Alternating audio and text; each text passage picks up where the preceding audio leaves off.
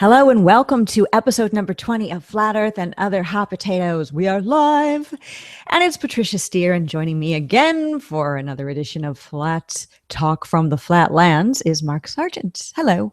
Hello. How are you? I'm fine. How about you?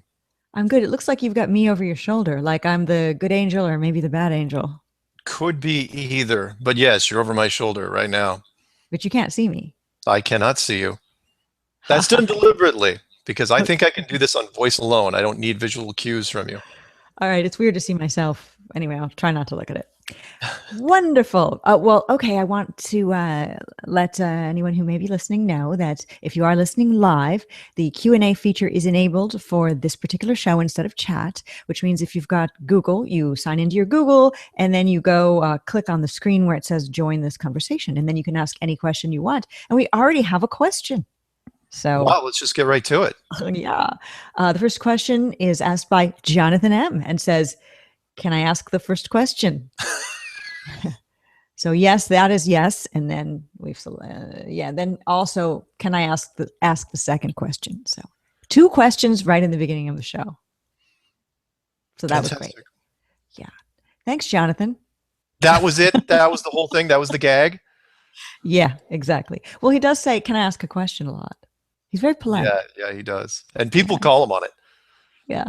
I've had emails on that. Yeah, he just sent that was his question. That's so great. Thanks, man. Thanks. Well, at least we know the Q&A is working. Yeah. If there are any actual real questions, please feel free to type them on in and join us. Anything about Flat Earth, anything that in the past week that's come up, any videos that you've seen by people, maybe there might be something that I might have missed or Mark might have missed, or some thoughts or feelings. What have you been thinking about Flat Earth wise? There's always, every time we talk, there's been so many things that have happened.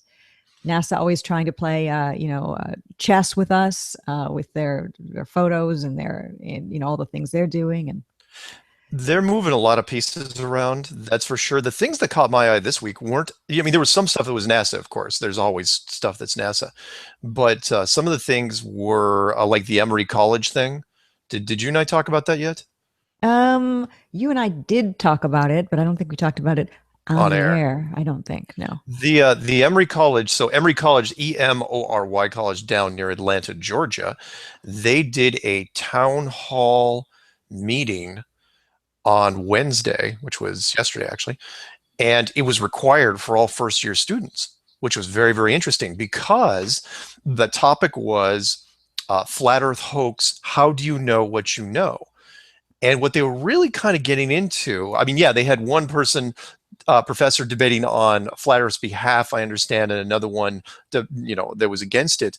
But after that, they broke up into small groups, and they were trying to get people to examine their own evidence. How do you know what you're, don't just take everything at face value. What balance of evidence do you see that leads you to your opinions? And it's really, really cool. And they recorded the whole thing on video, and I'm waiting for them to post it on their website. But if you look up Emory College or just Emory Flat Earth hoax, you'll be able to find the article on it. And hopefully, again, if it wasn't live, they didn't run it live, but if they post it, I'd love for somebody to put it up. I'm going to try to get it too, but if somebody gets it before me, please feel free to put it up there because I'm intrigued. It reminds me of Matt Powerland and his photo or painting, how would you know kind of thing. Yeah. That's what struck me about it right away. And I'm wondering what it's really going to be about. I mean, some people some people have said that they think it's more indoctrination, like that's obvious that the flat Earth thing is starting to gain so much ground. It's like, okay, let's reinforce the college freshmen. And I got that. But at the same time, I'm looking at it from a glass half full, which is maybe it's on the other side. Maybe there's some people, at the high level that are saying, you know what? Why would I, because they'd be older people, and they would have witnessed a space race as it evolved. Maybe they're looking at it as a chance to get people to ask their own questions. Because once the students broke them into their small groups, that some of them be on YouTube and any search engine saying, is the Earth flat? And now this year, as opposed to last year, there'd be a huge difference in the amount of content that is out there. So that's what I'm hoping. I'm hoping it's more of a like one of those inside things where high level administration and professors, some people are actually coming on board with it. That would be almost too amazing. I really want flat Earth to go, viral. I guess it already is, but I mean everybody to know about it. But I think when it happens, I'm not going to almost believe it. Yeah. If the Emory College thing is what you're saying, that the glass half full way to look at it, I would be shocked. I always would think there'd be some ulterior motive, indoctrination, or they'll have a bunch of astrophysicists there speaking on like a panel or something like that. Yeah. I guess we'll find out. Yeah. I can't wait to see what the actual agenda. It was just such an odd news story because I, like a lot of people, actually type in flat Earth and then check on the news section in the search engines. And there's so very few things that have happened over the years. But this year, there's been a slew of stories, all weird little trailer stories. But this one was an interesting one because they see, it looked like they were walking into a situation where there'd be a lot of exposure.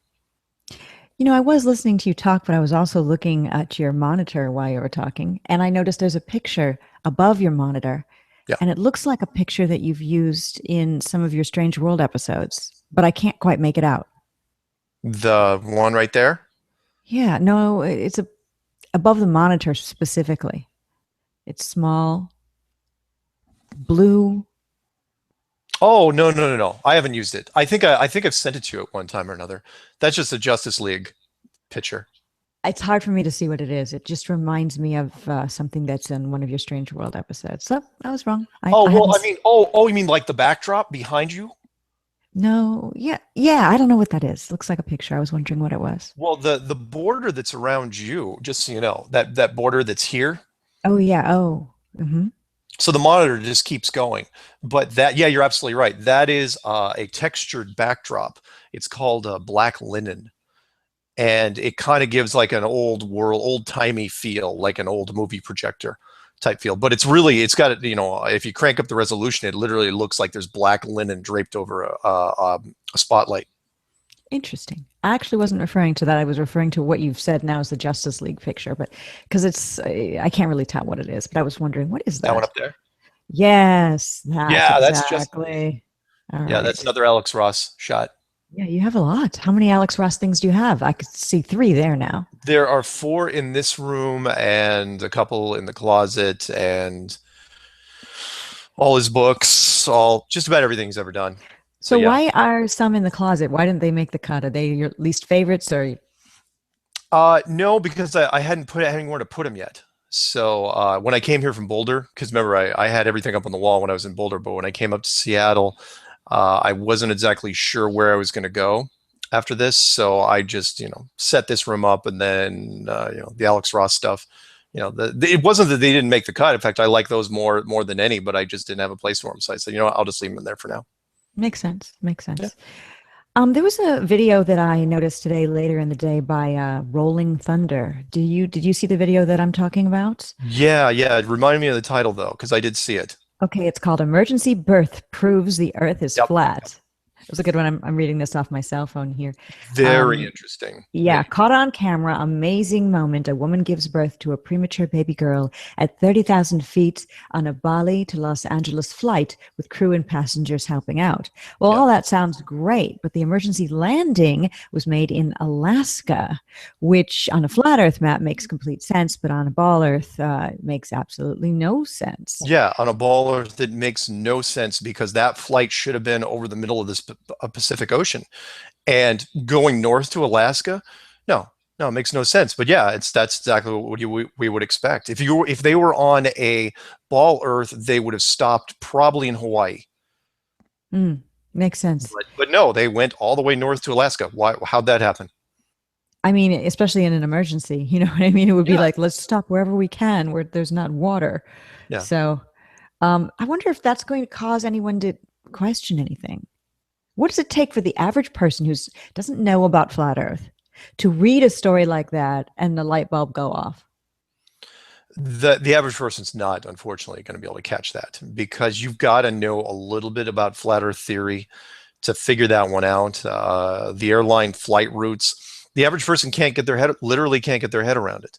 They don't understand, because you have to see both maps. You have to see the globe, and more importantly, you've got to see the azimuthal map, and not just see it, but you've got to have someone explain to you very slowly that it's literal. It's what you see is what you get. It's not a picture of the Earth. That's exactly what it should look like. And so, the story, it makes sense to us, but the average person, not, I mean, it might introduce them to the topic, but they're going to have to come full circle. So some people will say, like, this proves the flat Earth, then someone's going to go, what is flat Earth? And then they'll come all the way back around and finally get to the map and go, oh, I get it. It makes sense. I mean, when I touched on it, I didn't even get to it until clue 7. So. Yeah, that makes sense. What about you in your daily life? For people who don't know you, and you leave where you're living and you're out in some way socializing, like the grocery store or something. Yeah. How often do you? I know you don't bring up flat Earth, but how often do you try to drop enclosed world into a conversation? Or, I mean, whenever somebody talks to me, and it's been actually pretty frequent recently, whenever somebody talks to me about space, look at all the space stories, and I know we'll probably get to it about what we're thinking of doing on the 18th, but look at all the space stories that have come up recently. So yeah, if somebody brings up Pluto or Mars, the moon mission, or Saturn, or the Hubble telescope, or whatever, or what's recent, the 8,000 plus photos of the Apollo program that they supposedly re-released in higher resolution. No, whenever I see that, I'll try to drop it on people. But again, I try to practice what I preach and say, do it. You have to do it carefully. You have to do it slowly. You don't, because people are going to brace against it. And you just cannot come out and say flat Earth. I cannot tell you the amount of the emails I've gotten from people who have said, oh yeah, I just brought up flat Earth at the dinner table. Granted, that's brave, that's bold. You got some nerve there, but you're going to tick a lot of people off. Now, in hindsight, it tends to work, because once it gets in somebody's head, it bounces around a few times, and then finally they get it. But it's not something that I'm still trying. I have to gauge everybody individually. If I see a person's fairly closed-minded, no, I won't touch it. Well, a lot of people who brace, as you say, against flat Earth don't consider themselves to be closed-minded. They're people who, they talk about 9/11. They talk about maybe even no planes. They talk about Occupy Wall Street, and flat Earth is like, you must be crazy. So you just really never know when somebody you meet is going to be the appropriate person to talk about it with. I think I mentioned this before, but I recently have been attempting to make my internet connection even stronger. So I paid for the highest speed internet I could get, and there was still some issues. And I had a technician come to my house, and he heard me as I was sitting there waiting on my phone, because I still had phone service, just looking through YouTube to see flat Earth videos. And he heard some music, and he said, "Is that conspiracy stuff you're listening to?" And I was kind of shocked, because he recognized some, just sort of maybe ominous music on somebody's video. And I said, why, yes, it is. Although I don't consider flat Earth a conspiracy, but yeah, still. And he said, well, what is it? And I said, were you sure you want to know? And he said, yeah. And I said, flat Earth, waiting for the brace. It didn't come. He said, I've been looking into that. Pretty shocking. Oh, not so shocking. That's the first person I've ever met in real life. Well, you probably caught that thing. What I thought was more shocking was, because I'm going to one-up you. That's what I do. Is that astrophysicist the email exchange that I ran into with a guy from England. I thought it was interesting that when he was approached, when one of the flat Earth crowd approached him in an email and got the correspondence going, that he already knew about it. He was head of astrophysics at Exeter University out in UK, and he knew what the movement was, what was happening. And he still couldn't. I'm sure this is a big shock to the science community, because you know how scientists are. It's a fairly closed group anyway.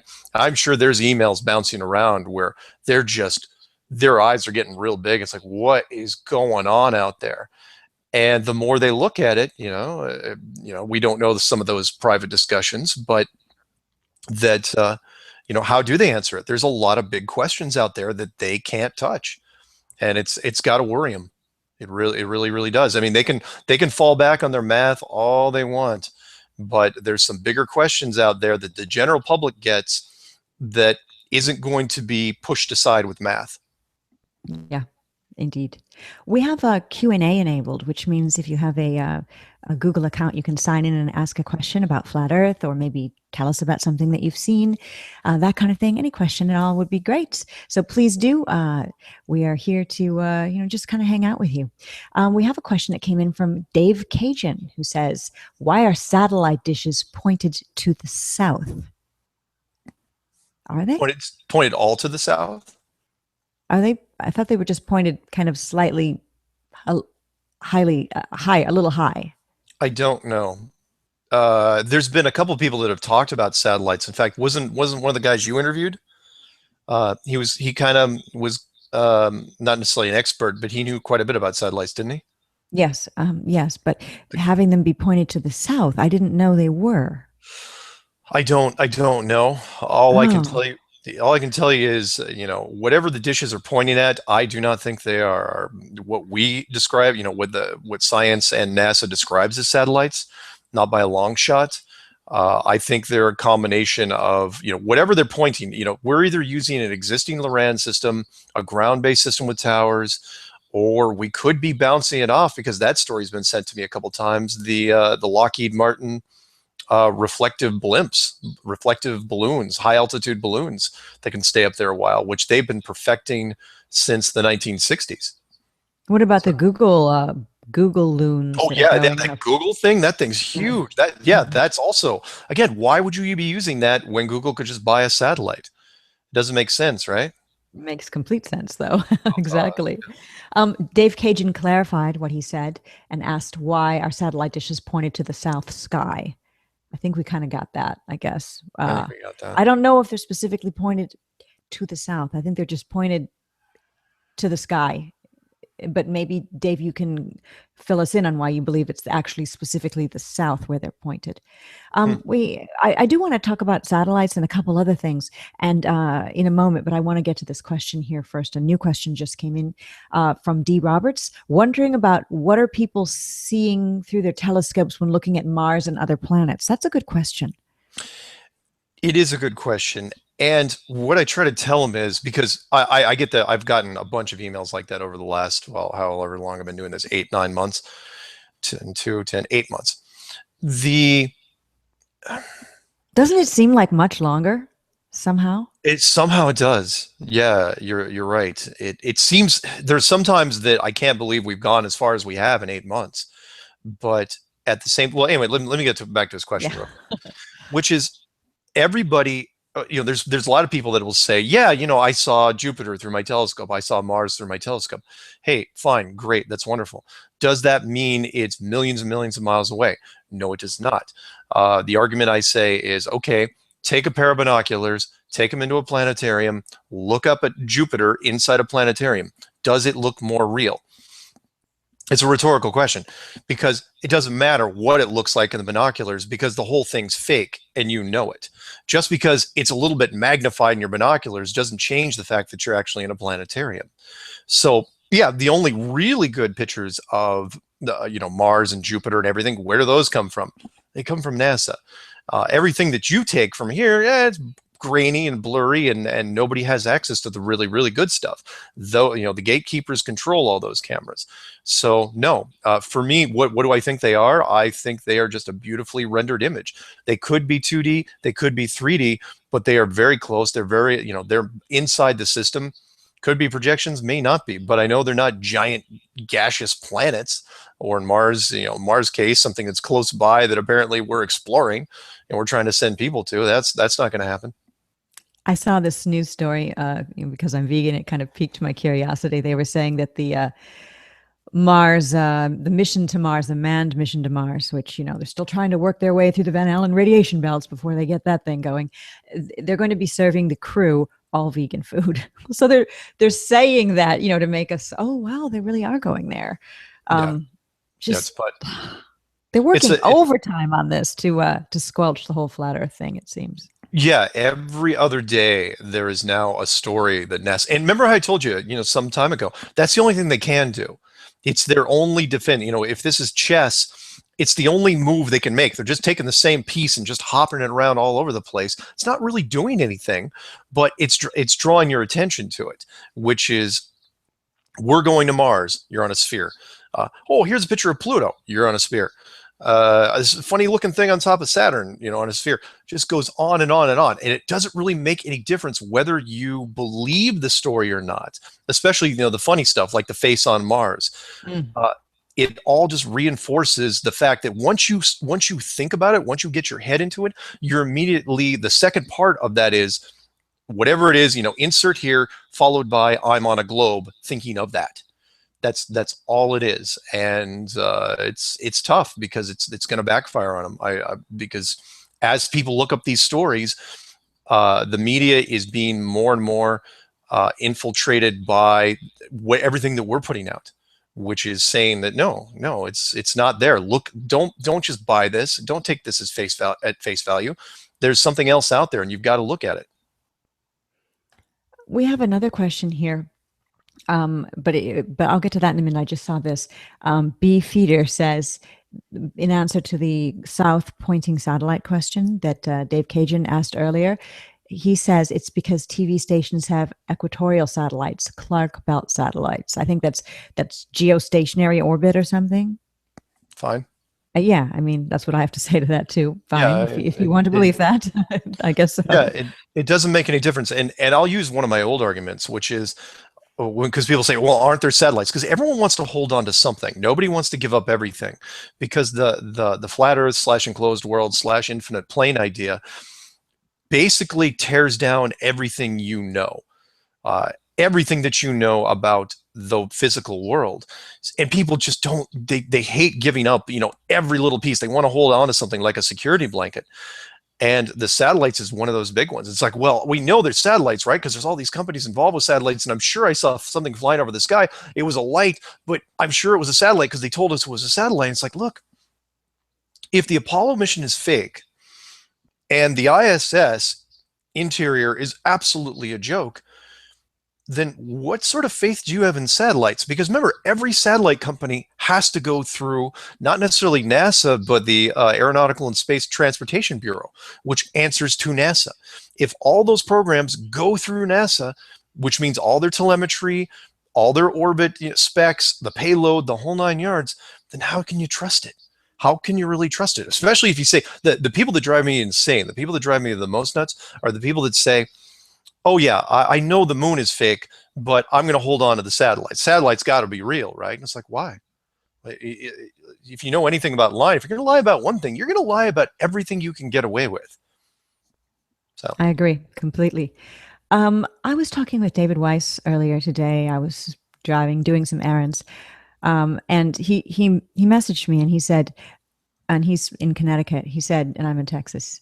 I see the sun setting and it's a big orange ball and it looks incredibly close. So then we started messaging back and forth, and then we started talking on the phone. And he has some really interesting ideas about satellites and the space station that I had never thought of before. And so I sent him a link, and hopefully the link will work, and maybe he'll pop in at any time now and join us and tell us a little bit about that. And until he may be listening, so hopefully he'll do that. And until he does, I'll answer or I'll have someone else ask a question in Q&A, and invite you, if you are listening to this live, to do so. Just pose a question on Q&A and we will ask it. Why is it illegal to launch a balloon at night? And attached to that question is another balloon question. Would we see the sun at midnight via a balloon? Good question. I think why it's illegal to launch a balloon at night is partly due to what we saw in that really high altitude well, not really high altitude, but that amateur 73-mile up rocket, which is, if you send something up at night, there's really no hiding. Light is a funny thing. And maybe you can see a lot more than they want you to see at night with a weather balloon. They can make all the arguments they want about, airline traffic, because, what's the difference between daytime and nighttime? And when it comes, in fact, I would think, if you had, little blinker lights on the weather balloon, that planes will be able to see it, even easier.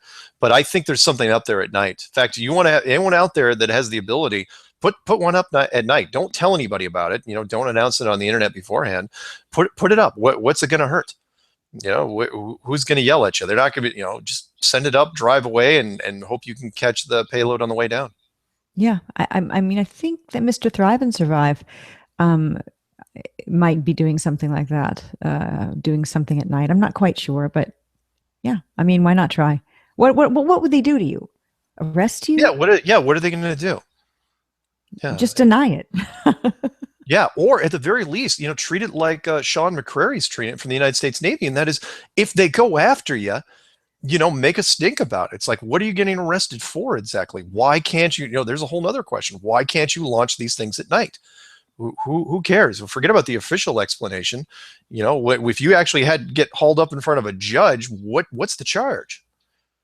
It could get in the way of an airplane and cause an accident. That would be all I could think of.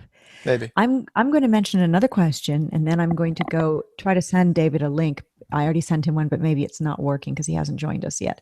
Okay. So I'll ask the question, and this will be something that you will definitely be able to get your teeth into, which is from Joshua Stargaze. And it's, do you think it's possible NASA has attached communication and other technology to the inner structure of the dome firmament?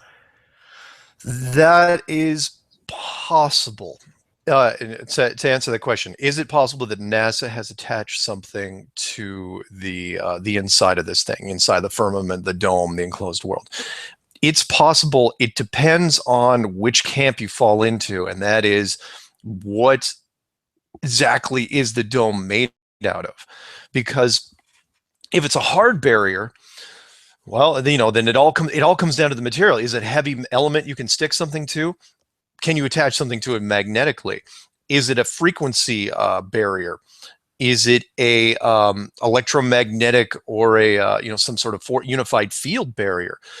There's so many weird things. I mean, yeah, I think it would be possible. It just depends on what the thing's made out of. If it's made out of ice, could you attach something to that? I don't know. If it's a soft barrier, then no, you're stuck. And by I mean a soft barrier, meaning that you get pushback from the other side, kind of like a gravity force, to where you can't actually get to it, because like in the gaming world, where it just keeps pushing you to where you get to this infinite stress level and you cannot actually make it to the physical barrier.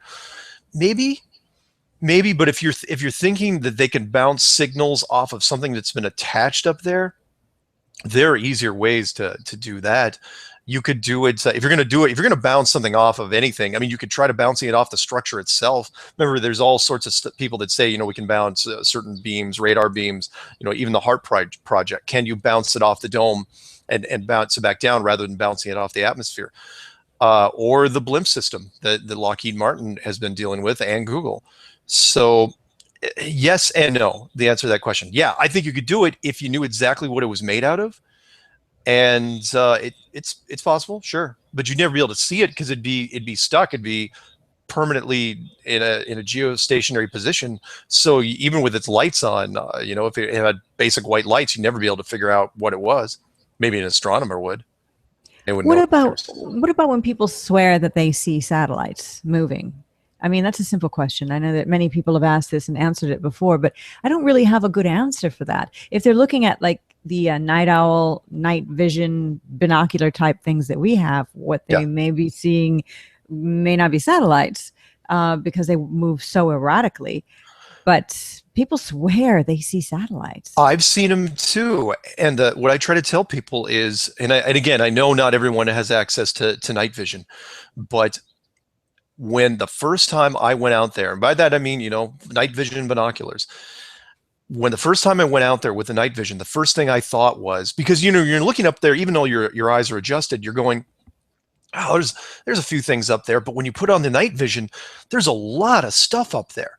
I mean, it's it's huge. There's a lot of things you cannot see with your naked eye. And the first thing I commented on was when the first night I was there, I was, wow, there's a lot of satellites in the sky. That's incredible. I had no idea there were this many satellites.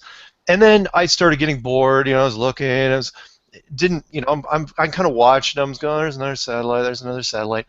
And then one kind of just flew down a little ways and then stopped, like it was lost, and then made a left-hand turn and then went ballistic and took off in to an altitude I'd never I have no idea what altitude it was at. But then I was going, okay, what exactly am I looking at then? Because at that point I couldn't trust any satellite, and I started seeing more and more.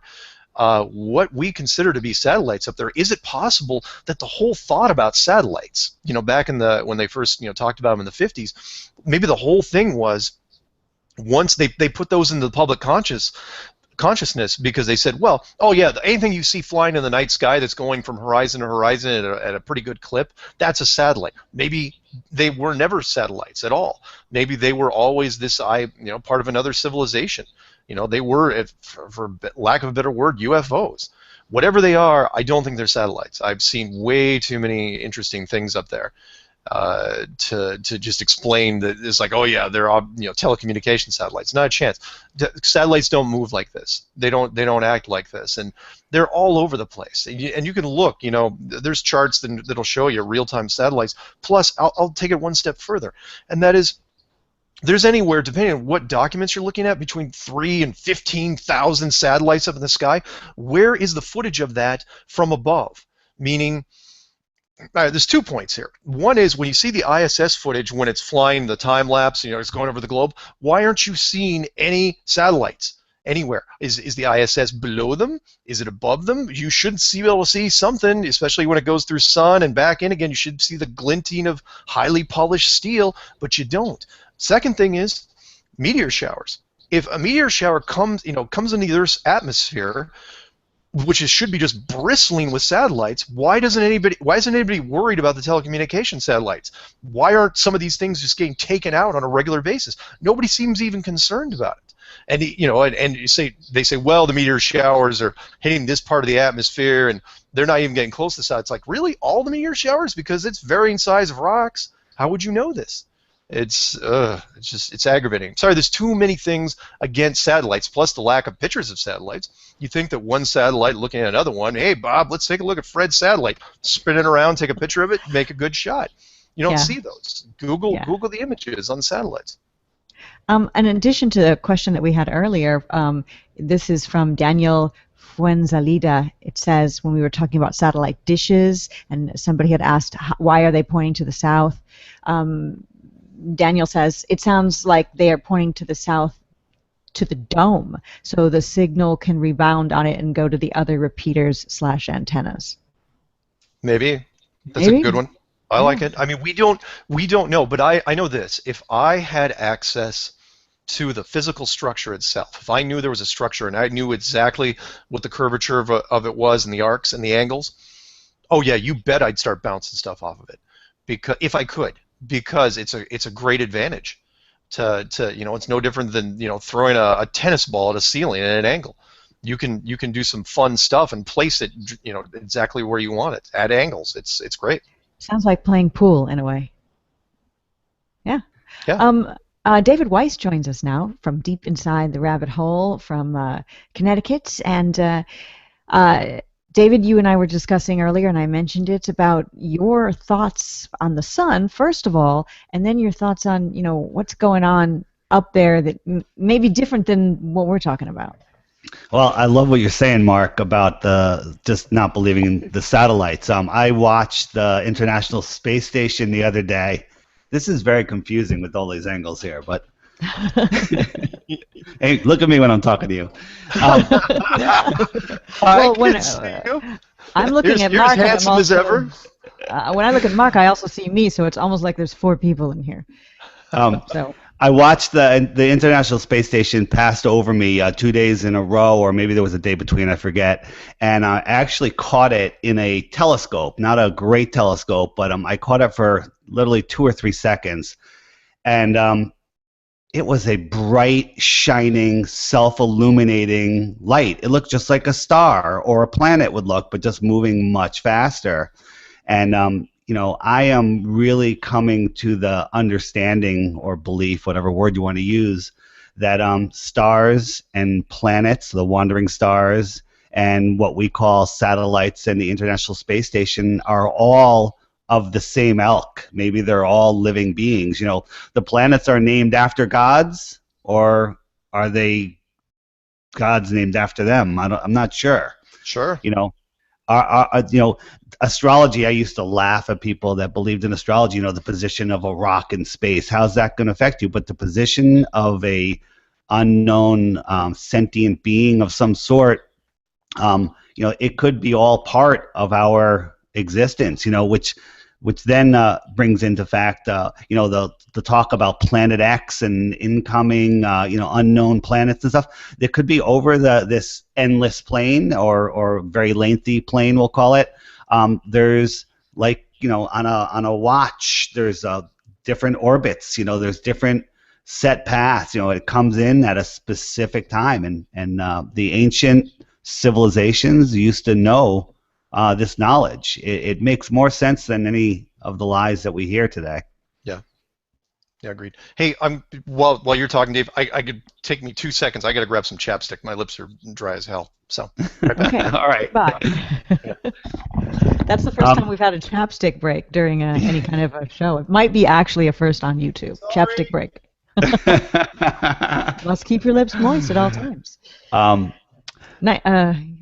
Thanks for joining us, by the way. Yeah, no problem. I've been wanting to discuss. You and I were talking earlier, and there's so many of these things. So all of the planets, stars, satellites, space station, I believe that they're all different sizes of whatever they are, but they're not man-made, and they're way more than most of us can even imagine.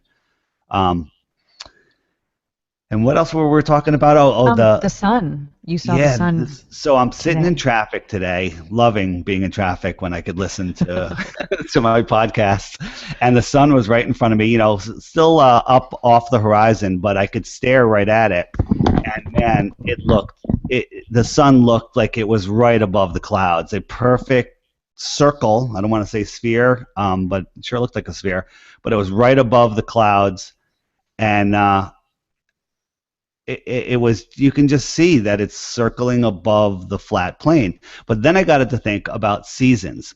So we're taught in school that the tilt of the axis of the Earth gives us our seasons. When we're tilted away, we have winter, and when we have more direct sunlight, we have summer. Isn't that the official story, Mark? Yeah, it is. Which is amazing considering it's 93 million miles away.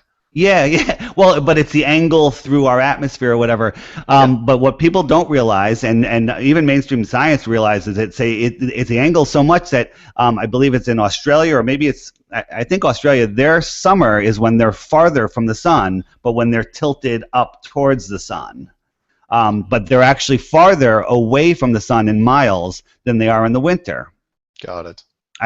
So in the winter, you can go out in the middle of the day, and it's 0 degrees outside with the sun blazing on you, and the sun barely has any heat, and it's supposedly because of the angle. How about when the sun is setting? That's a much more severe angle. They're talking about the tilt of the Earth with the axis, but it is the angle of the sun to the surface of the Earth. Forget the axis. So when the sun is setting, that is a steeper, a less steep, or more severe angle than we get in the winter. Why isn't it freezing in the middle of summer at sunset? Excellent point. It makes absolutely no sense. And you saw the sun today, and it was incredibly, red. And earlier in the day, it wasn't red. Now, what is causing the redness? Is that environmental pollution? Somebody had an explanation for that. Was that you, Mark? Or do you know what it was? No, I think that could have been Jeffrey Grubb, but he was on my show. Yeah. I liked it. I just don't remember what it was. I don't remember it either. It could be atmospheric refraction, pollution, since it's not red for, like, I'm in Connecticut, and it's setting for me and it's red. Is it red for someone in California when it's still high in the sky? Is it just that I'm looking through so much atmosphere at it that I'm getting a color shift? Good point. I mean, it makes perfect sense. I just wanted to mention a video that I just caught. I'm not sure when it was uploaded. Flat Earth Answers, Truth Revealed by Scrawny to Brawny. Have you guys seen that yet? How long has it been up? It was not long. It was posted October 15th. I believe that's today, isn't it? Yeah. Phenomenal. Phenomenal. Is it? Is it really good? It's really good. It's about 25 minutes long, and you can find it on YouTube or on Ball Earth Skeptic Facebook page. I think it's a top post. Right on. You know the one I saw today, which I really liked because I like the easy to digest stuff, was I think it was Introduction to Flat Earth 101 by a guy that just started a brand new channel, and it's really laid out well. It kind of goes through his journey of how he got into Flat Earth. It's pretty neat. Yesterday I was watching Jeffrey Grupp's newest edition, since you had just mentioned him. He came out with a bunch of different parts to his asceticism, looking at sundogs. And they're very long videos. They're very detailed, very thorough. He's like the most thorough researcher ever in Flat Earth. Oh, yeah. And he's explaining the glass bowl and the lighter and the sundogs and different variations. And he's going about it with such a scientific mindset that I really admire him for doing it. And he's done some wonderful stuff. I still call him the hardest working man in Flat Earth, and he again, he's not kidding when he's looking at the stuff that most people don't look at. When he's saying, look, sundogs cannot happen without some sort of dome structure. He goes, it cannot happen. He goes, it's easy to reproduce. People try to explain sundogs away in different methods, but he's going, no. He goes, there's something reflecting here. That's how you get it. He goes, there's a reflective surface. That's what he's kind of hinting at, is that the dome is reflective on the inside, which also ties to like Jesse Spott's, where he was kind of saying, why are rainbows curved, and why can't we make rainbows inside without a mirror or reflective surface to artificially generate rainbows? If you're on the outside, what's generating them, and why do they always have that weird curve to them? The video I'm talking about, the Flat Earth Answers, talks about that a lot, about the dome. And when I first started listening to you, Mark, I loved everything. It really got me in. But this whole dome crap is, forget it. Yeah. And there's a dome. I'm convinced. Yeah. I'm open to show me a possibility that it's not there, but there's a dome. Yeah. It's just everything is showing it. We had a couple days ago, maybe about a week ago, I had the sun with the two lights on the side of the sun in a very chemtrailed filled sky, and I just wonder how those, with the big circle around it, and I just stared at it, and it's a reflection off of something. Yeah, agreed. No one's going to be able to really talk me out of the dome right now. I can't see how they would. I mean, again, I'm open to the infinite plane. I'm open to other stuff, but it just makes too much sense to me. Well, I mean, let me ask you a question. What's wrong with the infinite plane and a single dome on it? Forget puddle theory, which I still am curious about. But what about a dome on an infinite plane? Yeah, it would have to be an infinite dome. But then again, anything's possible. No. Right? It doesn't have to be an infinite dome. No. You mean like you're just talking about like a single large dome on top of the puddle, and then whatever's outside it goes on for a long ways, right? Yeah, long ways. I don't want to say endless, because who knows? That's one of the reasons I never used or never even liked the term infinite, is because you're literally talking about something that nobody can get their head around. Infinite, because it's infinite. It's one of those things we think about when we're children and give up. Because how far do you have to run down the infinite sidewalk before you realize you're not going anywhere? Well, I equate it, and I shouldn't, to the infinite space. Space goes on forever. Yeah. And nobody can wrap their head around any of that, around it or across it. Exactly. Jeffrey's model was, though, that the dome was much bigger than we had thought. It was it wasn't like a tight snow globe. It was that it was like a $50 that was underneath a fairly large sized salad bowl, so that if you actually made it to Antarctica, there would be a bunch of thousands of miles before you could actually get to something which they would call the edge, which would make some sense, because remember, Byrd was looking for it for 30 years, and you'd think if it was fairly close in, he's a fairly smart guy, I think he would have found it. So 30 years, maybe he had fueling stations and the whole, kept going and kept going. It's like, how long does this thing go? Well, Jeffrey Grubb's latest, I think it's 3 videos that he's put out recently, can be found on YouTube at zetaticism.com. That is his YouTube channel. And like I said, they're very lengthy and very thorough, but very well worth it. And I, like it's funny, David, how you said that you were okay being caught in traffic because you had things of value to listen to. Traffic to me is, or a train crossing my path when I'm driving, I'm like, yeah, this is great. Just more time to listen to more stuff.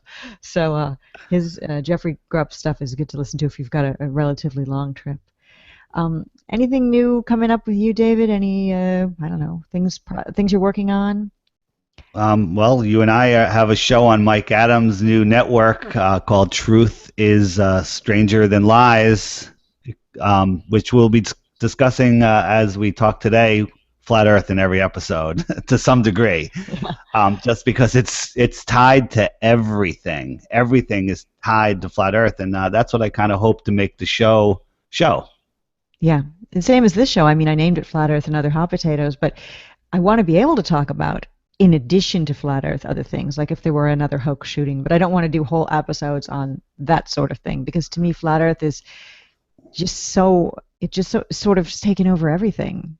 Is that unfair? No, it's not. It's unfair to not discuss what you think is most important. And right now, the people that don't get flat Earth, they're like, this is ridiculous. What's the point? Why would they? Who cares? So what? That's all just short thinking. I mean, I think it has to do with our consciousness and where we're going, and it has everything to do with it. I listen to a lot of different podcasts, and I like there's a lot of people out there like Steve Quayle and a bunch of other people, that talk about extraterrestrials and ancient civilizations, and and what they don't realize is none of them have the concept of what the flat Earth is and the possibilities around it, and that their stories make a lot more sense on a flat Earth, but they won't even look, because they're believing that they're coming from other rocks in the sky, rather than, if they're here, maybe they're in the dome, maybe they're on a subterranean level, maybe they're interdimensional inside the dome, or maybe they're outside the dome and have access, in and out. Any of that is more possible than the traditional extraterrestrial, going 100 trillion incomprehensible light years, getting here and then crashing. Yeah. Definitely. Right? Yeah, I mean, agreed. There's so many possibilities with the flat Earth for that are far more believable than any of the extraterrestrial ones. Oh yeah, way easier. Even going into the, I remember the movie Roswell with Kyle MacLachlan from years ago, where I think it was Martin Sheen that kind of gave him the skinny at the end, and which didn't make sense to me then, but it makes more sense now. And he's going, what if in reality, alien beings weren't really alien at all? They were just our neighbors, actually coexisting in the same space we were. Inside, and I was going, yeah, that's kind of cool, but in an enclosed world, in a flat Earth scenario, yeah, you could absolutely have that, where they're living right on top of us on another frequency. Let me know, what do you think about this, and does this fit, with biblical texts, or maybe it's not even thought about? So we're in an enclosed dome here on the flat Earth.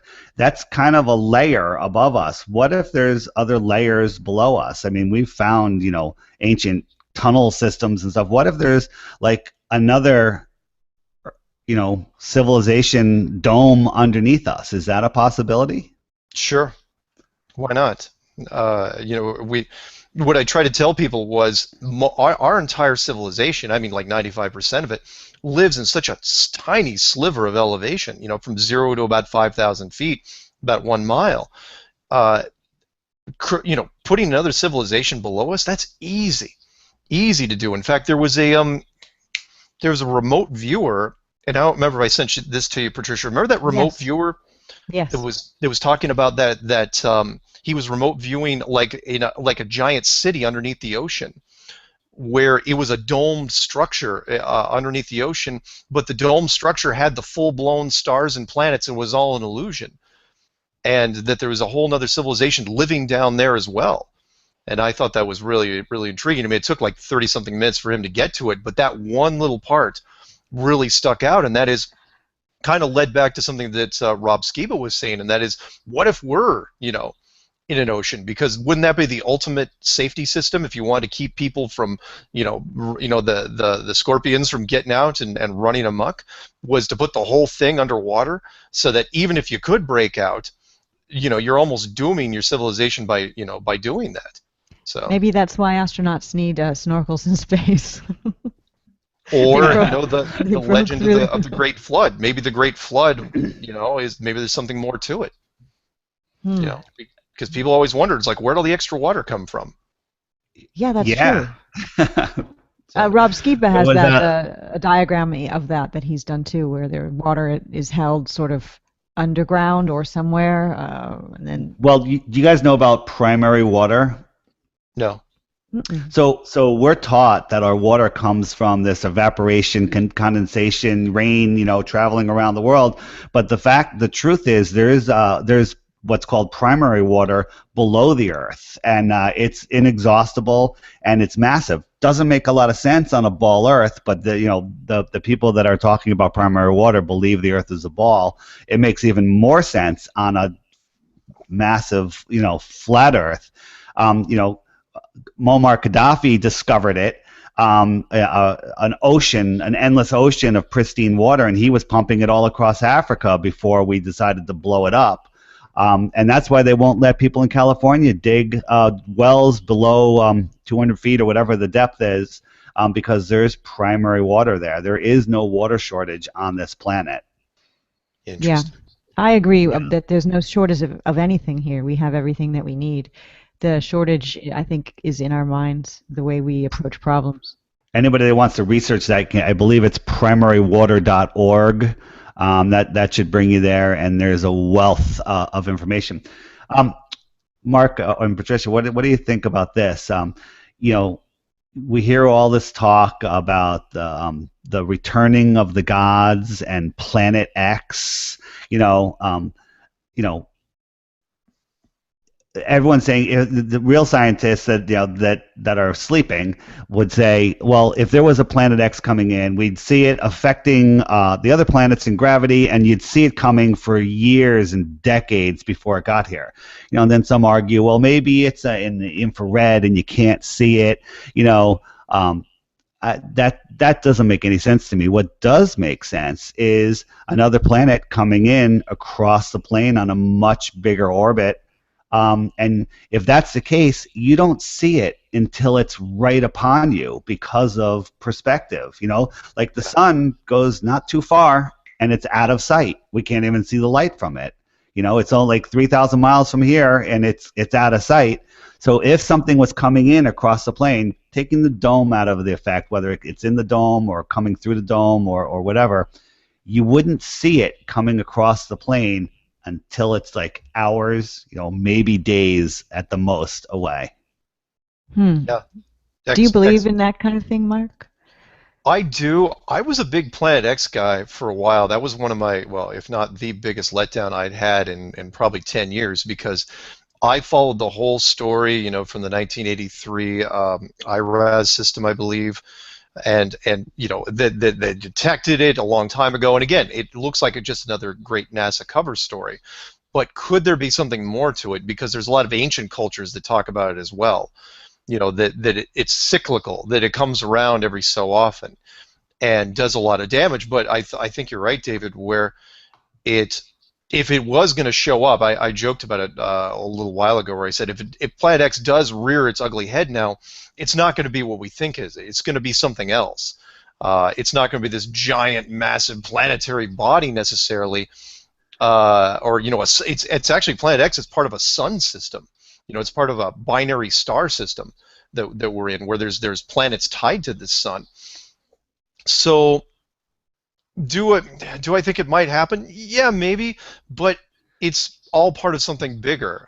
If it does, but then again, it is just like our other planets that are circling on their own layers above the infinite flat plane. Yeah. But this one just has a much bigger, maybe slower. Maybe it's in the dome. I'm not sure on that, but it's just coming in, and I don't think there's no fear of collision or anything like that. I just think just how the planets affect our consciousness and affect our, when Mercury's in retrograde, people have bad days and all of this stuff. I believe that the positioning and the movement of the planets affect us far more than we can even comprehend. And when this new thing comes in, I think it's going to open up a complete new section of our brain, of our consciousness, and our ability to sense what is going on in this reality that we live in. And such an experience like that, people might say that's, in the past would say, that was a godly experience. The gods came back. They're always talking about the returning of the gods. I think the gods are these planets. And you gotta. I love to come up with a new name instead of planets, because when you say planet, you think a big rock ball. Yeah. But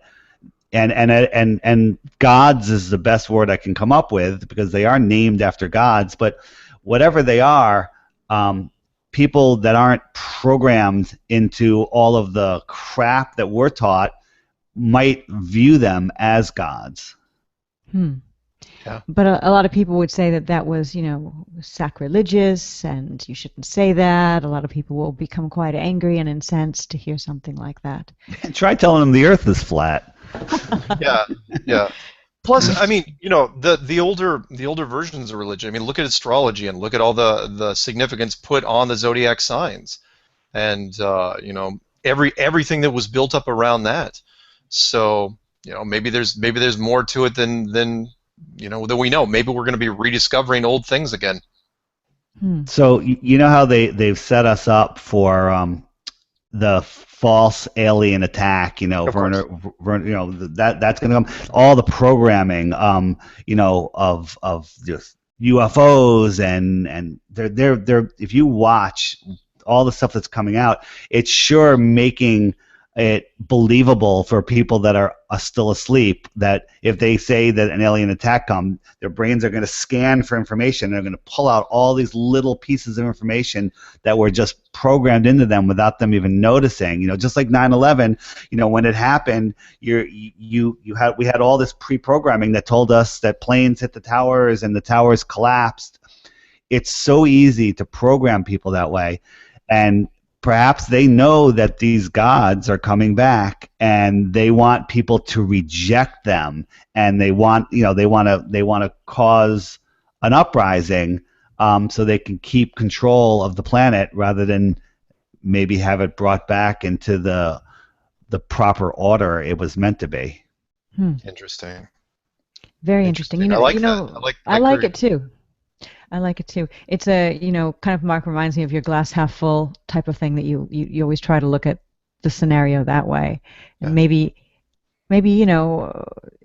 there's something. Do you think there's anything we can do, us individual humans, to try to help right things, talk about flat Earth, help people see that it's true, or is that not going to help at all? I think this show right here helps. The trick is to get people that don't believe in the flat Earth to watch it.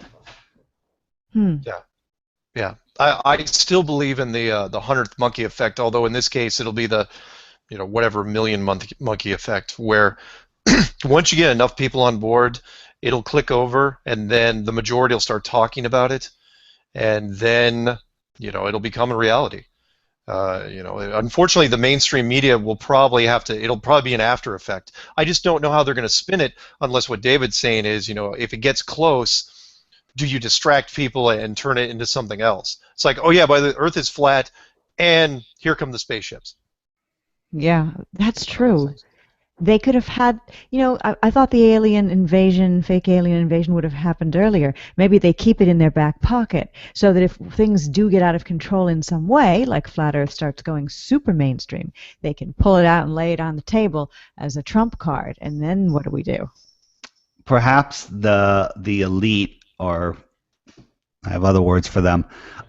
They know this schedule that they have no control over. It's I when I think of the flat Earth, I think of, if you open up a fine watch, all those spinning wheels in there. There's so many little orbits and things going on, and that's kind of how I see the flat Earth.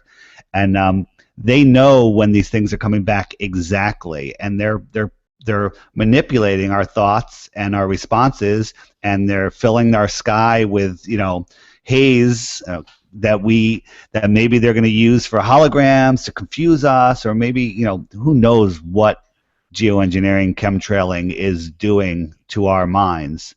But they are trying to confuse the crap out of us and make us believe in a false event. If you look at the news now, the mainstream news, there's nothing on it that's real. I mean, the presidential show, that's not real. We don't elect our presidents. I mean, everyone's talking about it. It's garbage. It means absolutely nothing. The Oregon shooting, complete crap. Everything. I can't find anything on the mainstream news that's real. And I had an interesting experience. We're at a beach house over the weekend, beautiful, hanging out, and we're kicking back inside, and one couple puts on Fox News, and it was just the most horrible newscast ever. And she's like, "Oh, I have to watch it." I'm like, "Why are you watching this? It's such a beautiful scene." She's like, "Oh, I have to watch it," and it made me realize that, with all their logos and colors flashing and music, they are hypnotizing people and getting them sucked into these news shows, so they have to watch them. It's total mind control. Today, Obama was talking about how we're not pulling out of Afghanistan because, God forbid, we let go of those $1 trillion opium fields. But in the background behind him, did you see this? There was a scroll, and all it said was alert, alert, alert, alert, alert. What the hell was the alert? Yeah. Keeping us in fear. It was hypnotizing. It was right behind him going alert, alert, alert. And it's in red on top of it. Yeah. Yeah, and people don't realize how colors affect us, which is another big thing. Blue is the healthiest color. I put my water in blue bottles and put it in the sun, but our sky is no longer blue. That is affecting us. We have a statement. Brap Allgood writes, "One of my best friends today told me her 15-year-old, who's not that bright, came home talking about flat Earth and NASA fraud." Nice. So that's pretty impressive that happened. A 15-year-old. I mean, that's where it's got to start. Do you think it's easier to convince kids or to convince somebody older? Way easier to convince. I mean, we all know that. I mean, we're way more pliable. That's the whole point of putting the globe in the classroom. I mean, look at that. And I know people. I haven't actually caught any flack for it, but when I put that 10-year-old girl's video on my favorites, my short little playlist, because she overheard it from somebody. She started getting her head around it. Was she even 10? She could have been 9 for all I know. And I use the alien quote. If everyone remembers the aliens thing where they weren't going to get picked up for 17 days and they were all panicking, and Ripley goes, "This little girl survived longer than that with no weapons and no training." And that's exactly what I applied to this girl. I said, this little girl made a flat Earth video with no weapons and no training. What's your excuse? Get out there, start talking about it. And so many more people are putting out videos every day. There's new people, and you guys have mentioned some right now. Jay Biz writes, "Just want to say to all three of you, thank you for all the time you put in, and keep up the great work." So thanks, Jay Biz. Thank you, David. Thank you for joining us. All right, am I done? No, you can stay as long as you want. Nice. But It's the I Patricia don't want to Steere bore show. you. No, I don't want to bore you. You no, good? I You want to just wanted stay, hang to. out? No, I'm actually going to hang out, but I just recommend people Scrawny, the number 2, Brawny, great channel. They did some other stuff with predictive programming. I have to rediscover that channel, and there's some. He did his latest video is great. He's got a couple of flat Earth videos that I'll check out. So you guys enjoy. Bye. Talk to you later. See you, Mark. Hi, David. David Weiss, Deep Inside the Rabbit Hole, and well, he's got so many projects going. It's hard to even say, what they all are. So, yeah. You feeling guilty for kicking him off now? I didn't kick him off. I Oh, thought he come was on, only. everybody watched you do it. No, I wouldn't do that. Yeah. I didn't want to be left here alone with just you, of course. Oh. Yeah. I laughed. I cried. No, my ribs. My ribs. Becky G writes, maybe the powers that be are using the deep underground tunnels to find a way under the dome and out to the other side. That's an interesting thought I'd never, ever considered. No, you'd never be able to make it. It's not a bad, but what I think the deep underground tunnels would be more useful for is actually accessing the other civilizations that may have survived this. Because remember, this isn't a one-off. This is, you build a structure like this, you're going to use it a few times. We are not the first tenants by any stretch. So deep underground tunnels, because that's, I think, if you survive whatever it is that every civilization survives, I think you have to go underground, because there's some room down there. I mean, there's at least 8 miles. We know that before it fails. Where you are in Seattle, there's an underground part, right? I was there a long time ago in the 90s. Oh, yeah. Yeah, you mean the new Seattle stacked on top of the old Seattle? Yeah, explain that to me. I was at, some people took me, I was at a wedding and I went and I didn't really pay much attention. I don't know, I should have. It's not just Seattle. I mean, it's any big city. As it grows, depending on how they build it, you can leave the old structures and just build on top of it. I can't remember when, it was like before the turn of the century, they decided, you could do that because everything's still intact. So you can abandon subway tunnels, old systems, big areas you can abandon and then just build on top of them. So yeah, there's in various cities around the country and around the world, there's old versions of the city underneath it, which is kind of interesting. Are we imitating what other civilizations have already done? And that is, if a civilization survives any sort of cataclysm or big upheaval, are they forced underneath, to the subterranean systems? Can you do it? What would you do? What would you need down there to have a decent quality of life? And I think you could probably pull it off. Look what we have. So, if there was a cataclysm, and you were one of the people who was alive, would you want to go underground and live and try to be one of the people helping civilization, move ahead and helping people, or would you rather be fighting whatever it was up on the surface, or would you rather die? Well, those are some light questions, aren't they? These are the kind of questions. I know you don't have a script, so you just came up with this on your own. Well, yeah. You got some more issues that we'll have to address later. No, you just wonder. I mean, if things really went bad, would you be one of those? We've all seen these movies where some people escape and they can rebuild, and other people get killed, and other people are fighting. Okay, let's use Deep Impact as an example, because that's a good one. Where they had built big cities underground and they were going to keep some of the population down there, and there was a big lottery to do it, and there was a lot of people upset that they didn't make the lottery. However, if you're on the surface, are you left to your own devices? But we're talking about if there was a cataclysm where you had a way to fight against it. If you were like battling, the return of the Anunnaki or the Nephilim or something like that, would I stay and fight? It depends on my frame of mind and what's involved, and where's my family, where are my friends, where are my loved ones, that sort of thing.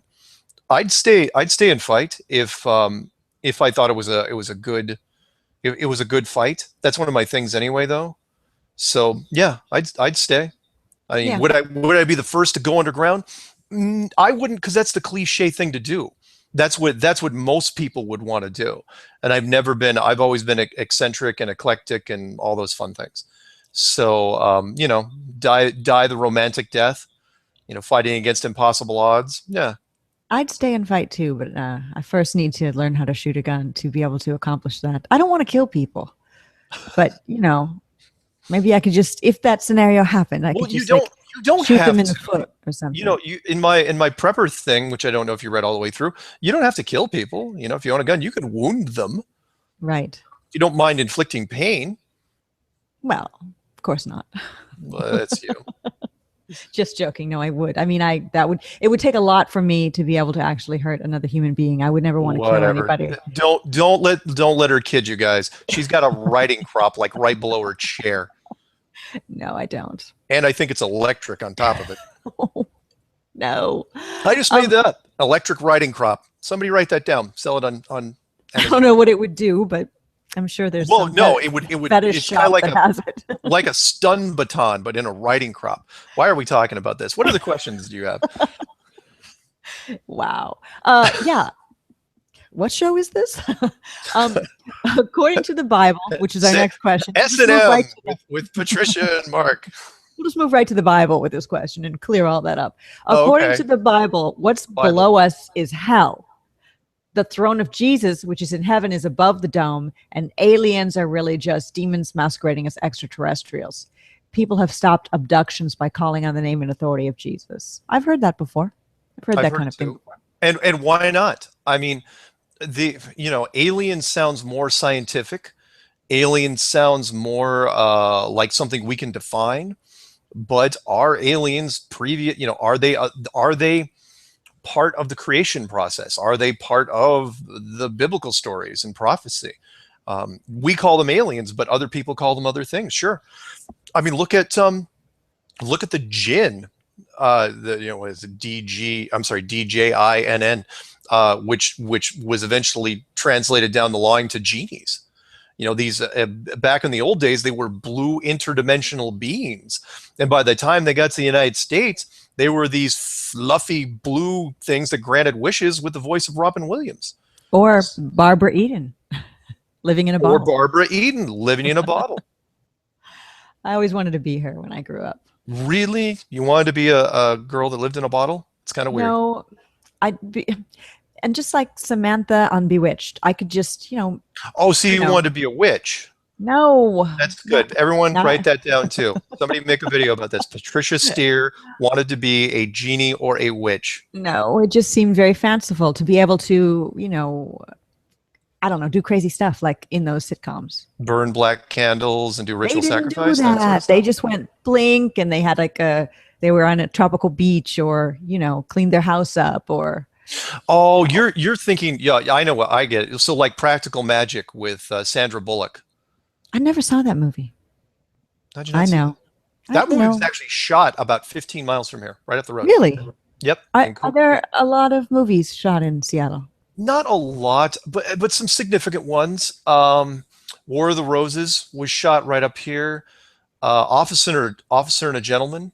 That was a great 80s flick that was shot up here. Practical Magic was shot up here. It's pretty limited though, because it's a small island, so there's only so much you can do. But but a lot of stuff is shot about 80 miles north of here in Canada, up in Vancouver. There's tons of stuff even today, full blown, television series that are shot there, because they don't have the same union rules, because it's another country. And Montreal as well. There's things shot there because the French, the way that looks there. So exactly, like the most people don't know that the X-Files were shot up in Canada for the longest time, and Stargate, SG-1, and well, I lived in New Orleans for a brief period of time, and a lot of movies were shot there because it can look like Europe. I mean, if you're not shooting the Bourbon Street area. Lots of movies were shot in New Orleans. My favorite movie that was shot in New Orleans was a fairly recent one with Denzel Washington. I can't remember the name of it, where he is a time traveler, where the United States government figured out how to time travel, and he went back to stop a terrorist. Which I thought interesting. Was well, you're missing out on Green Lantern. I mean, that's your favorite superhero, right? Was that shot in New Orleans? I believe partially so, yes. I I mean, might be most of wrong. it was shot off world, though. That's the part that anyone cares about. Is like they had to go to the Green Lantern planet. Ah, okay. Yeah. Plus, you know, Ryan Reynolds, you just get lost in his eyes anyway. I met him though. I think I've spoke of that before. Yeah, and he was really nice. So in New Oh, well, Orleans. while you were in spy school or witch school or genie school? I don't know, one of these It was schools. it was the Somebody make no. a video about all three of those things. Seriously, Stop. you'll figure out what she's doing. Stop provoking. Drink that water. Not a single drop of alcohol, and I'm doing this. Yeah. Let's see. I'm just going to change the topic. Barbara Eden lived in a really pretty purple bottle. She got to be really small and go inside and live. As a young girl, that was neat. It was like a dollhouse. Well, yeah. It was very innocent that I thought that was fun. Yeah. Believe that? Plus, she did that whole blinky thing. You know, that whole fling. Yeah, I thought that was neat. And Samantha would wiggle her nose in Bewitched, and I can't wiggle my nose, so I'm out with that one. We have got a question here from I'm sorry. Tell people to make a size model of the circular Earth with a first-person viewpoint flying up to demonstrate why the imaginary curve should be if we lived on a globe of this size. From Clayton Denchuk. I hope I read that.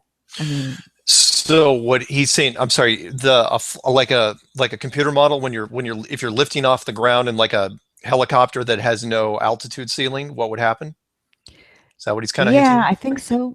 Just to show where the imaginary curve would be, because people say, oh, I could see it at 35,000 feet. And then other people are, no, but I saw it on the Concorde. But no, it's always like higher. Well, I didn't see it there, but you got to get higher and you'll see it. And this is an old one. And so for anybody, it's easy to go after them. And that is anybody that says that they flew in an airplane, they saw the curvature of the Earth. Fine. Tell them next time, we'll make it real simple. Take a picture of it with their phone, go home, throw it on their laptop, throw it on their desktop, throw it on whatever, hold a ruler up to it, a straight edge, tell me there's a curve there. No one has ever emailed me a picture taken from an airplane that shows a curve, a definitive actual curve. Don't show me some weird bending of the windows crap, that might be on the edges. Show me, straight line. But I already know it's going to be impossible because of the weather balloon, the neutral weather balloons that were set up that showed no curve at 110,000 feet. If it's not there at 110,000 feet, it certainly isn't there at 35,000 feet. And people say, well, maybe the Earth is just a lot bigger than we've been told. Well, if that is indeed true, then you wouldn't be able to see the curve if you were going up that high. But that also shows that NASA's lying to us. Oh, yeah. About the shape of the Earth. And why are they lying? Well, then it brings it all back. The picture would still be a lie. Right. Yeah, if the Earth is, say, twice as big, say it's instead of 25,000 miles around, it's 100,000 miles around, then it's still a lie. What we're trying to get at, the overall thing here is we're trying to say, look, the world isn't what you think it is. We're still trying to get people to at least fess up that part. What it actually looks like, I think it's a top-down, flattish world with a dome structure. But the actual scale model and on how big it is and exactly where the continents are, we don't know for sure. We get some pretty good guesses, but no one's been able to map it yet because no one's ever had the reason to up until now. We've got Mark Sargent. I'm Patricia Steere. This is Flat Earth and Other Hot Potatoes, episode number 20. And I know you've got things to do tonight, and you have to break away from our show, and we'll end a little earlier this evening. How much longer? 15 minutes. That's what I thought you were going to say. Perfect. I've got a bunch of questions here, and we'll try to go through them rapidly so I don't miss out on any. Yeah. I'll just blink and make the questions be answered because I'm a genie. Yeah. And she had a good outfit. Wiggle your nose. That'd probably be more convincing. It looks like I smell something bad when I do that. No, but Barbara Eden had a nice outfit. Velvet and chiffon and I don't know. Only you. Well, yeah. Look at the outfit. Okay, Becky G says, this is going back to us talking about where you are, Mark, in Seattle. There's underground city and many cities. she says, like old New York on the show Futurama, the old city was buried under the new New York, and the old civilization still lived below. So Yeah. definitely. Or look at the Matrix, where I know that's fictional, but the point was that all of civilization lived underground at one point, and only the machines lived up on top. Demetria Williams leaves a link, and it's hard to read a link to somebody, but maybe you could get this really quick if you're interested. Demetria says, this is the ancient Hebrew conception of the universe, which is wppathos.com, Amazona. So I can't really, it's very long, ancient Hebrews, universe. I've probably seen it. I've had every model of the universe sent to me since this thing has started, and they're all pretty similar.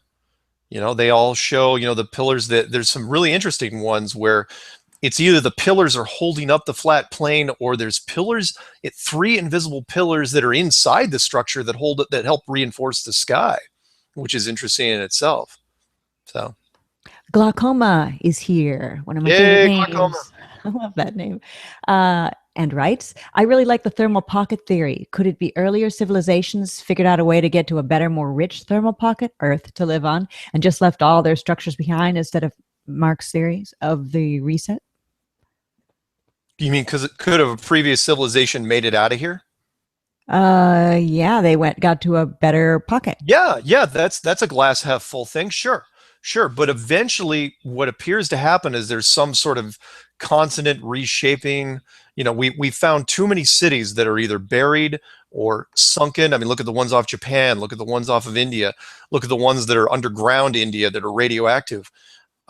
There's too many old civilizations, ruins out there that just defy carbon dating, which I don't really believe in anyway, that show, they were abandoned. Yeah, maybe they did get out. But that's a nice thought. It really is, because I would think that eventually we'd want to get out as well and have a chance to go somewhere else. So yeah, I think it's possible. All right, another question. There's a video on YouTube that shows what looks like another planet that is close to a government station in Antarctica. I didn't see that. Huh? What was it? Was that a question or a statement? Statement. That there is a video on YouTube that shows that. So, don't know anything about it. Sounds Spread it around. Yeah. See if it catches. Yeah, definitely. Let's see. We've got a question. Let's suppose a flat Earth totally blows up, like at least 30% of the U.S. population believes in it. It's going to put pressure on NASA to come clean. Do you think they'll ever confess? I don't. The elite in NASA have too much to lose by confessing. They can't confess, unfortunately. If they did, and I've talked about this in other things, think about it this way. We'll do the easy one, and that is if NASA came out and said that they were defrauding, because that's really what it's going to come down to. They've been defrauding the American taxpayers out of, I don't know, $1 trillion over 6 decades. The lawsuits that would take years, maybe even a decade or longer to complete, there'd be so many people suing so many people. It's mind-boggling. There's never been a lawsuit like that. So no, I don't think that NASA will ever confess. The only way they can confess is if they controlled it with something bigger, meaning if there was another event that was even a bigger shock to the system than flat Earth, then they could say, oh yeah, by the way, we also knew about flat Earth, but we were keeping that under wraps for your own good. But you need another event to be able to pull that off. So yes, they can confess, but they can't do it standalone. They need something else. Whatever that thing is, can't wait to find out what it is. All right, question here. Sun solar flares take between 18 to 38 hours to hit Earth, ? If the sun is so close, why such a difference in time to hit Earth? Fantastic. Who's sending the solar flare information? Find me out tell me what satellites, because if they're government owned, then all the data involved, yeah, you're absolutely right. It's no different though. So let's compare the two real quick. Solar flares, if they are real, would take a very, very long time to get here, right? But that would, but on a flat Earth model, they can't exist like that. But I'll take it one step further. Here's the easy one, and that is, how do blood moons happen if on a flat Earth, if it's not completely artificial? They can't. Blood moons, which one we just saw, only exist if the moon, if the Earth passes between the sun and the moon. So if it's a flat model, then everything, you take all the things out of the equation. That means the moon, the projection system on the moon, is artificial. So no, so sun falls into that category. It's completely fabricated. And again, look who's sending you the telemetry data for those flares. Yeah, exactly. We've got this question. A literally infinite plane might have problems with the laws of thermodynamics and other fundamental problems similar to why mythical black hole relativistic gravity physics math is a joke using infinity in formulas, etc. That's from Lampshadius. Cool. Yeah. Sorry, I kind of messed up on the pronunciation there. Lampshadius? Yeah, in the question. Oh, was that a question? It was more of a statement. I think it was more of a statement. Yeah. Yeah, everything's wrong. The entire physics world is going to have to be retooled if this thing happens. If this thing gets revealed. Lampshadius says that high altitude planes, military spy planes, even unmanned things, including secret tech, levitating, energy, propulsion, Tesla drones, they save on fuel money, and they've had trillions to fly their toy planes and take pics. So yeah. That's pretty much. I mean, you combine the spy plane technology, which supposedly we don't even, our spy planes don't exist, which is a whole nother thing. After the SR-71 was declassified some years ago, they said, "What are you replacing with it?" "Oh, nothing." Which is what the same thing they said after the U-2 spy plane was declassified. They were going to replace that with nothing. That's the whole point. It's a spy plane. Yeah. So yeah, between spy planes, commercial airliners, and high altitude aircraft of varying types, yeah, you can do all sorts of fun stuff, including building the entire model for Google Earth. Speaking of Google Earth, we have about 7 more minutes. I'm keeping track of your time. No. My intention is focused solely on you, Patricia. Yeah, well, of course. Joshua Stargaze says, I've been wondering about this for a long time. Where are the Google Earth images coming from, if not satellites? And do you think Google is in bed with NASA with Google Earth? No, not in bed where, if you worked for Google Earth, how high up on the food chain would you have to go before you knew anything like this? No, NASA just feeds them the images. NASA and the military and all other government programs, they just feed Google the images. Google Earth is really just a data compilation center. That's all they do. They stitch it together and try to make it seem somewhat, remember, it's a perfect sphere in their world. It's not even an oblate spheroid. It's a perfect sphere, which is a bunch of crap. No, it's just, they just compile the data and put it online for people. So no, they don't have to be in bed with them. They like a lot of other people treat whatever NASA feeds them as gospel. All right. We've got Kamajalit Rai asking, where do the K-band dish antenna get TV channels facing at specific directions up in the sky? I'm not sure what K-band dish antennas are. I don't know what K-band is either. But look, they're bouncing. Yeah. Any dish that's pointing up the sky is bouncing off of something. Do I think they're bouncing off of satellites? No, right. I don't. Give up satellites. Trust me, it will take a while, but you'll be better for it. Right. It's kind of like quitting smoking. Just stop. I've never smoked, so I don't know. But I'll take your word for it. No, I've never smoked either. I just mean she smokes. Don't let her. No, I don't. I've seen you smoke. Only when I'm on fire. Stop. I can do this because there's only 5 minutes left. What do you got? I've got to think of some horrible things to say about you, but I wouldn't do that because I'm a much better person than you. There you go. Now right back in your court. Okay.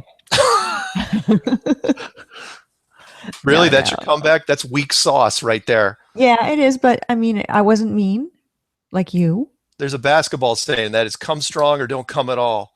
But I always leave the court a winner. Saying. Probably shouldn't repeat that. Anyway, sorry, go ahead.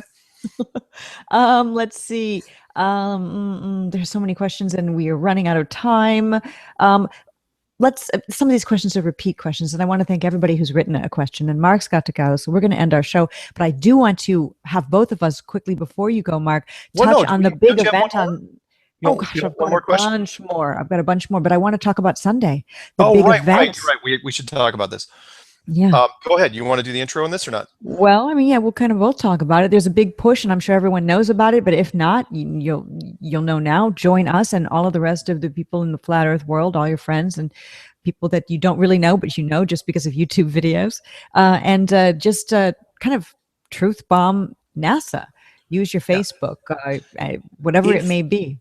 If you see any of what I'm trying to tell people is, if you see any story, and it will not be hard to find, you don't even have to go back a month, go back even just a few weeks, any story that is posted on any major news outlet that talks about a NASA story, whether it be Pluto, whether it be Mars or Saturn or the moon missions or telescopes or whatever it is. If you see an opportunity to post in a forum, and you don't have to put your real name if you don't want to, post in that forum. Tell them, you know, there's people saying, wow, that's really great pictures. Hey, wow, that's really interesting. It's like, really? Post this and say, are you sure you can trust NASA? Are you sure what you're seeing is what you're really seeing? How can you believe them? The world isn't what you think it is. And they, drop little hints. If you want to include little links to, don't get nailed for spamming or anything. If you want to include links to somebody's flat Earth video, go ahead, but put the doubt in their heads, because what I'm trying to tell people is, and this isn't my idea, I didn't come up with this whole thing, but what I try to tell people is, look, all you have to do is put the seed in their head, because once it's in there, it starts rattling around like a marble in a paint can. And it's going to drive them nuts, because all they'll do, just like me, is they'll try to knock it out. They'll say, I don't believe in this. I will show you why. And I'll just, because they want to sleep at night. But they spend enough time on it, minutes turn into hours, hours into days. They spend enough time on it. Eventually, they're going to turn around like everybody else has done and said, you know what? It looks like it's real. Yeah. Yeah. I plan on definitely hitting it hard on Sunday, and I encourage everyone else to. One last statement that just came in, and it's directed toward you, Mark, and it's a nice way to leave our show tonight. And it is from Jay White, who says, not much of a question, just want to say to Mark that Flat Earth has really changed my life, and my wife is just now getting her head around the whole concept. Love your show, Jonathan's and Patricia's too. Keep bringing on the experts too. So that's very nice. I will. Anyone that wants to call me, I will take them and get their story out there. And do you have a show with an expert that you're able to talk about, or anything specific coming up that will be of note? A little teaser? No, not yet, unfortunately, because we just did the show on Tuesday and it's Thursday, right? Yeah. So no, I mean, no teaser yet. Just the mailbag is very, very interesting this week. Kind of like last week's, where we had that professor, the astrophysicist, that was even though he wasn't caught off guard, he still didn't handle it well. But no, well, I don't know. The last three guests, I only knew a couple days in advance. Right. Makes sense. So Makes sense. We'll see. But yeah, if anyone doesn't know what we're talking about here, look at the last 5 shows I've done where I've just had experts from different areas that have all said the same thing. It's like, look, we can't prove a curve. We can't prove a globe. Everything, all our instruments, from very expensive equipment to, not very expensive equipment, they all say the same thing, and which is it's flat. All right. And we will end on that note. Mark, thanks for being here with me, and I hope we'll do it again maybe next week if you're free. I would love to be here. All right. And I've been very dying to take the glasses off now that I don't have to read any more questions. All right. Well, till next time, keep it flat.